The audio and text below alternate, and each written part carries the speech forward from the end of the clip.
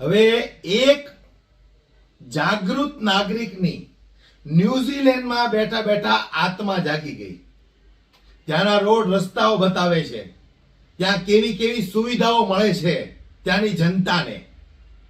એ વાતને લઈને ભારત દેશની અંદર જે અત્યારે સત્તા પક્ષમાં બેઠા છે એમને ટોન મારે છે કે ભાઈ રોડ રસ્તા બનાવો હોય તો આવા બનાવો, જનતા આટલો ટેક્સ ભરે છે, વેરા ભરે છે. પણ હવે કહેવાનો મારો મતલબ એ છે કે ન્યુઝીલેન્ડની અંદર જેટલા બીજા ભારતીયો રહે છે એને પેટમાં બળતરા થાય છે કે ભાઈ તું ભારત દેશની પોલ હું કામ ખોલે છો. અસલમાં વાત અહીંયા ભારત દેશની પોલ ખોલવાની નથી. અસલમાં વાત છે સત્તા પક્ષમાં બેઠેલા ચોર નેતાઓની. અસલમાં વાત છે સત્તા પક્ષમાં બેઠેલા ચોર નેતાઓના જે મળતિયાઓ સરકારી કચેરીમાં બેઠા છે, જે ભ્રષ્ટાચાર ખૂબ કરે છે, મોટા પાયે કરે છે. વાત એની છે.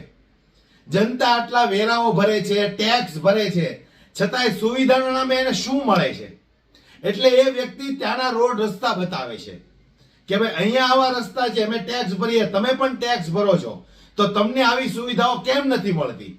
જે અમુક અમુક જે ભૂંડ ન્યુઝીલેન્ડની અંદર વસવાટ કરે છે એને પેટમાં બળતરા થાય છે. એટલે મારે કહેવું છે એને